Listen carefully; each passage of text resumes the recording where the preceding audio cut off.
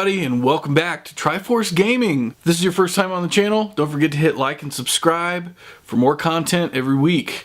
Today we're going to be talking about the 5 things that I'm most excited about for the Final Fantasy VII Remake, and also the 5 things that scare me the most about this. Stick around, this video is going to get crazy, it's going to get deep, and maybe even a little emotional. See you on the other side.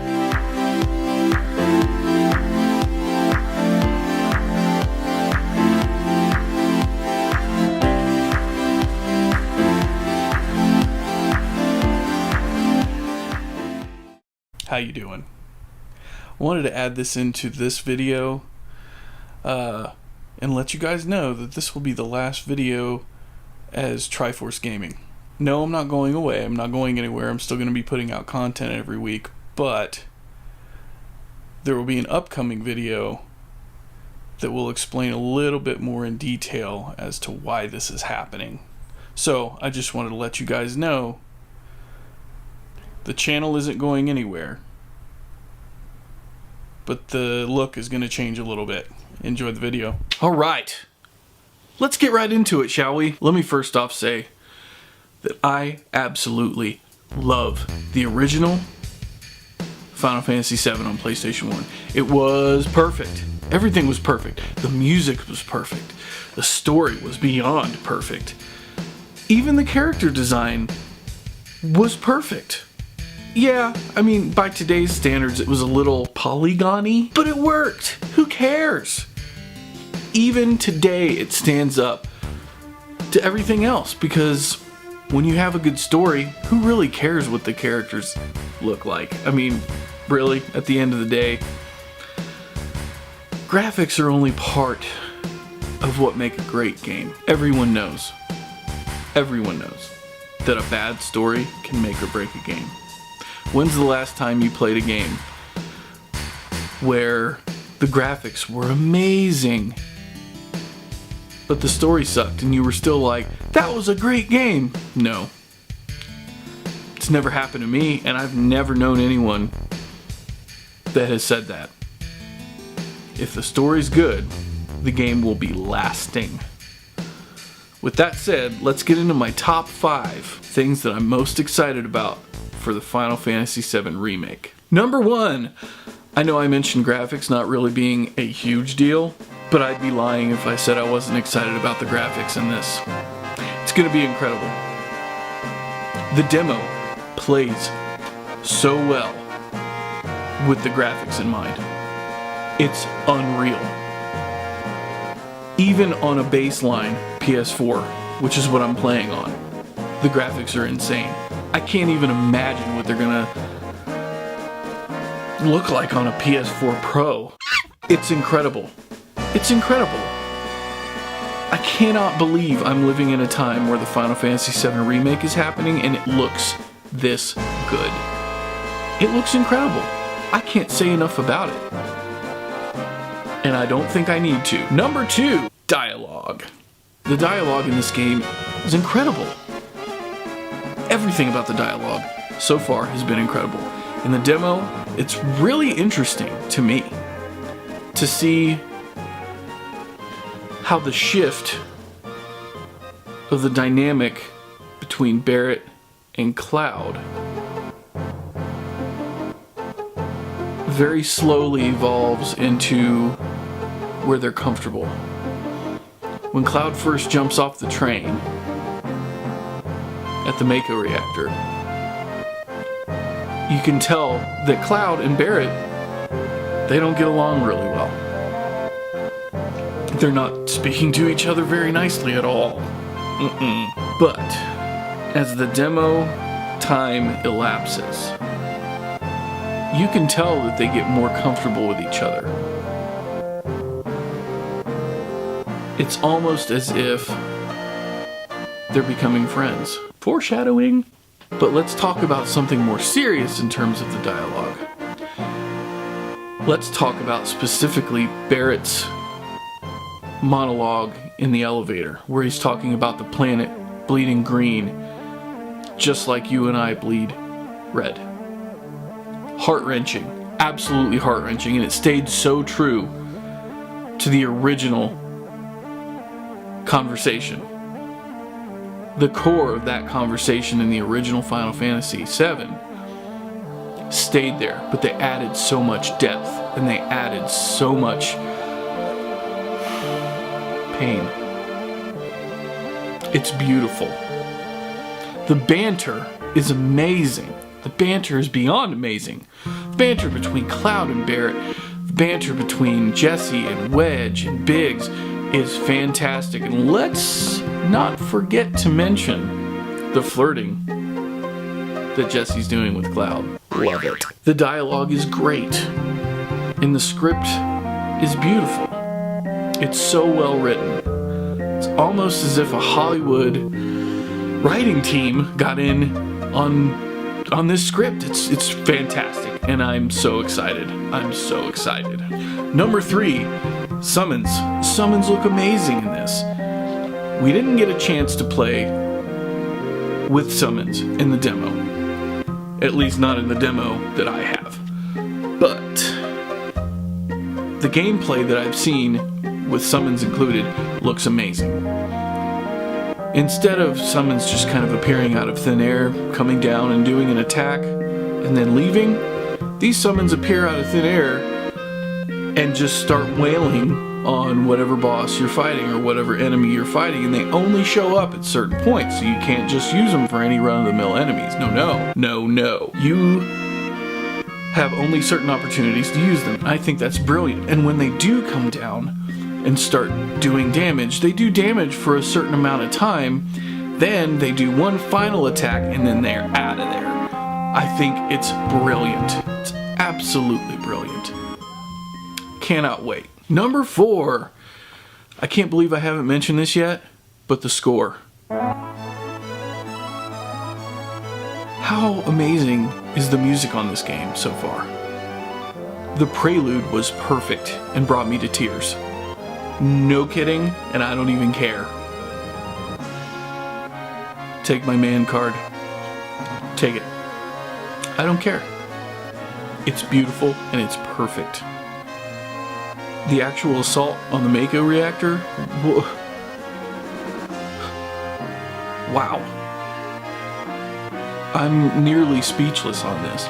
And then the way that the main score of the game is playing when you're not in battle, and then when you encounter enemies, they add in some percussion and some drums, and those percussion instruments and those drums play in double time as opposed to the main core of the music. Makes it seem more intense even though the tempo never changes. It's absolutely brilliant.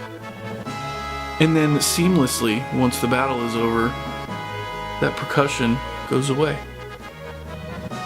leaving the regular score playing. Absolutely brilliant. So simple. So unbelievably simple. Number 5. The battle system. Wow. I gotta tell you, when I first saw kind of what looked like hack and slash battle system in the trailer back in 2015, I was a little skeptical. I'm not skeptical anymore. Played this demo. It's not just a button masher. It's not just hack and slash and beat the crap out of everything that's in your way. No. This is strategy based, 100%. There are moves that you won't see if you're just mashing buttons. You won't. You have to be strategic when you're in battle and using this battle system. Don't believe me? Play the demo. You'll see. You'll see. Start mashing buttons. You're gonna get wiped on the ground. I promise you. This game is beautiful. It's challenging.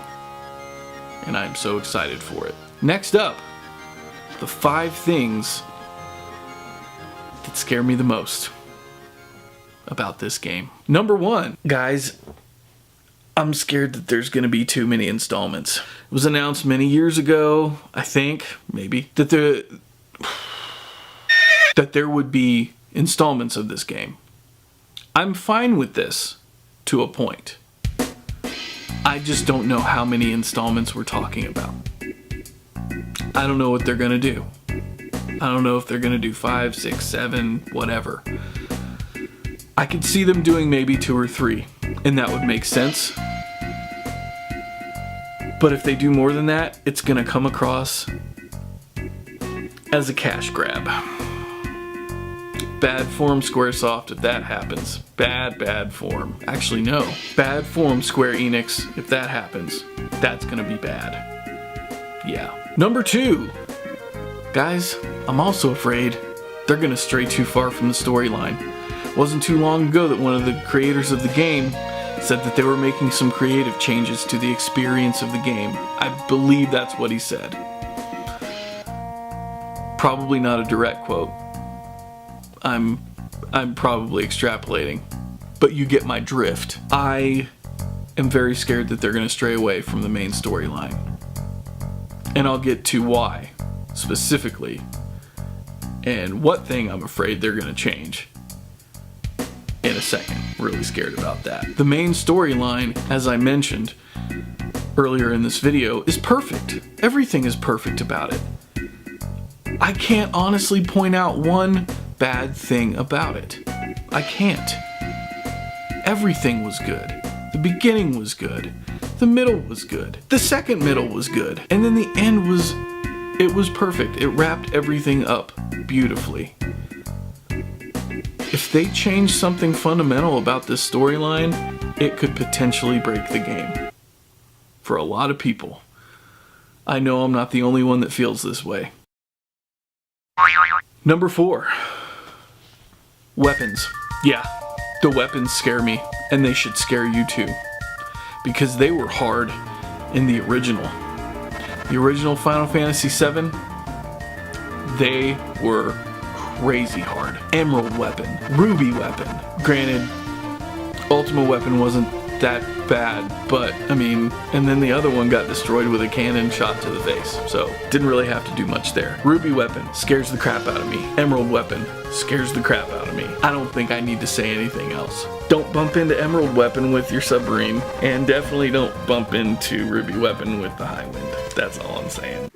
And last but not least, the number 1 thing that scares me, even though it's listed as number 5 in this list,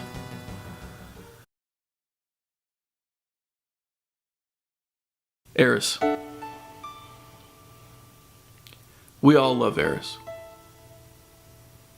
We were all devastated when she died. To this day, that scene still gets me choked up. When I first played this game, it was well before social media, it was well before YouTube. There were no spoiler alerts. When Sephiroth drops down from the sky and drives his sword through Eris, that part absolutely wrecked me. I didn't see it coming. I didn't know what was going to happen. I had no idea. I was completely blind. I went in not knowing at all what was going to happen. There are 2 reasons this scares me. The number 1 reason for that is how real it's going to look and how real it's going to feel. Because so far, what they're doing in this game is they're forcing us to make connections with these characters without us knowing. If you've played this demo, you've already got a bit of a crush on Jessie. And if you have played the original, you know what's going to happen to Jessie. Imagine that after knowing Eris for many, many, many hours. This is going to hurt badly. There's another reason this scares me. I'm afraid that they're going to resurrect Eris somehow. This can't happen, period. It just can't. As much as I would like it that she would be alive, the story's perfect. She has to go. As much as it hurts, it would do too much damage to the story to have her be alive somehow. Plain and simple.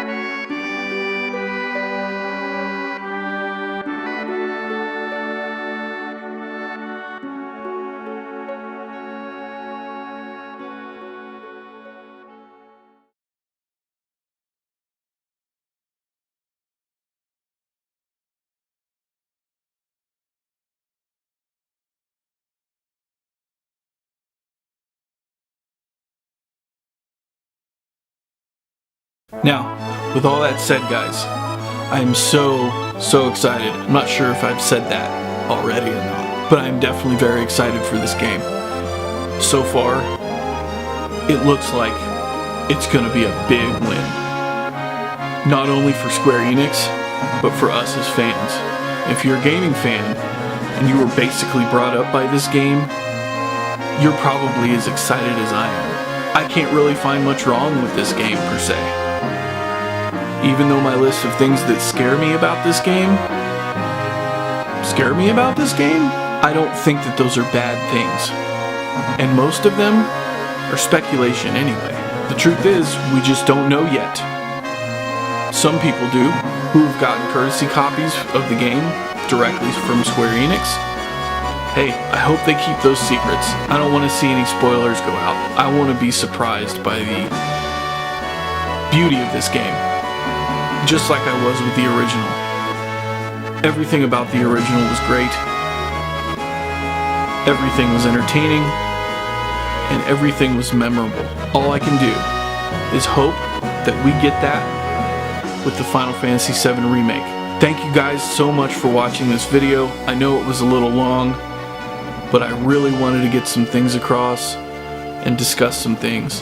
If you have any comments or thoughts, or if you have your own list that you'd like to share, put it in the comments below and I'll respond to it. Thank you so much for tuning in to Triforce Gaming, and until next time, never stop exploring.